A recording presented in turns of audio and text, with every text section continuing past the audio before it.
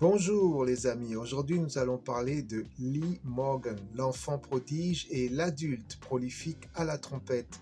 Il est né Edward Lee Morgan à Philadelphie, Pennsylvania en 1938. Il vient d'une famille de classe moyenne de 4 enfants. Il a été très tôt intéressé par la musique. Il a commencé par jouer du vibraphone et ensuite à 13 ans, sa sœur lui a offert une trompette. On va dire que très tôt, son nom a circulé sur toutes les lèvres des musiciens professionnels à cause de ses aptitudes naturelles à la trompette. En 1956, il n'a que 18 ans et il rejoint l'orchestre de Dizzy Gillespie.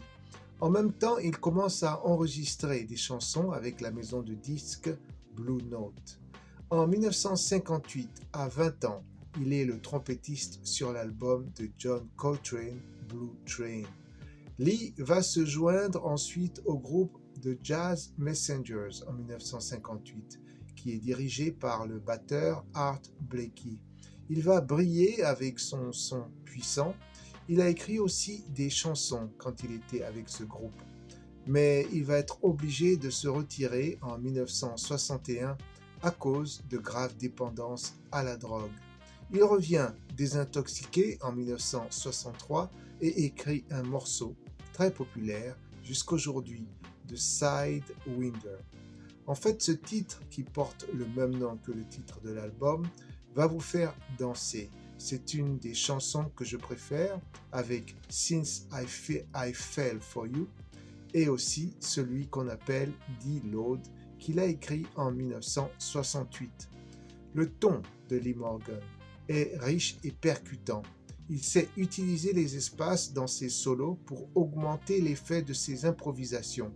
Vers la fin de sa vie, il va aussi jouer du free jazz, mais disons que la beauté de sa trompette, c'est dans sa maîtrise des harmonies quand il joue du hard bop. Lee Morgan nous quitte brusquement en 1972. Il est abattu par sa compagne dans un bar de jazz de New York. Les raisons de cette dispute sont encore discutées jusqu'aujourd'hui. On fait des films et on écrit des documentaires sur la question. Ceci dit, ce qui est important à savoir, c'est que c'est un musicien qui nous a laissé une trentaine d'albums et aussi que sa contribution au jazz est aussi importante que celle de Art Blakey. Merci Lee Morgan. Take good care wherever you are.